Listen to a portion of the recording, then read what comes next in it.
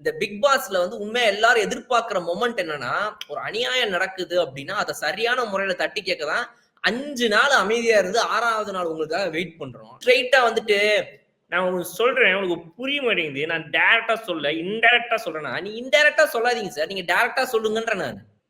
டைரக்ட்டா அடிங்க அப்படின்றது. கனியவோ, இல்ல வந்து ஒரு சுபிக்ஷா சுபிக்ஷாலாம் அவங்க பண்ணது தப்புன்னு தங்களுக்கே தெரிஞ்ச மாரி ஃபீல் பண்றாங்க.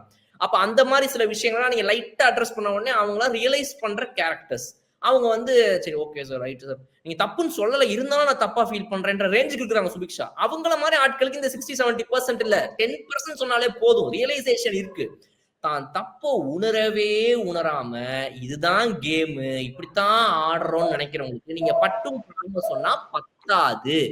அப்ப இந்த கம்ருதீன் அண்ட் விஜய் பார்வதினா ஒண்ணுமே சொல்லல. அதாவது வந்து இவங்க இப்படி எல்லாம் பண்ணிட்டு இருந்தாங்க. அதுக்கு வந்துட்டு இப்படிலாம் பண்ணாதீங்க. நான் பேசும்போது நீங்க வீட்ல எல்லாருக்கும் மூஞ்சி காட்டுறீங்க, இது பண்றீங்க. என்கிட்ட காட்டாதீங்க. என்கிட்ட இதெல்லாம் வச்சுக்காதீங்கன்னாரு. Super. Very good. Right. Kamruddin வந்து அதே மாரி வந்து ஸ்மைல் பண்ணிட்டு இருக்கும்போது, எதுக்கு இப்ப சிரிச்சுட்டு இருக்கிற நீ? நீ 6த் ஸ்டாண்டர்ட் பையன் அந்த பையன சொன்னத பத்தி நான் அங்க அவன்ட்ட பேசிட்டு இருக்கிறேன். வெட்கமே இல்லாம சிரிக்கிறியே நீ! உனக்கெல்லாம் கூச்சமே இல்லையான்னு கேட்டிருந்திருக்கணும். அத விட்டு சிரிக்காதீங்கன்னு சொல்லிட்டு முடிச்சுட்டாரு. சோ கமருதீன் அட்லீஸ்ட் ஓரளவுக்கு அடிச்சாரு. விஜய பார்வதிய தொடவே இல்லங்கிறது எனக்கு புரியல.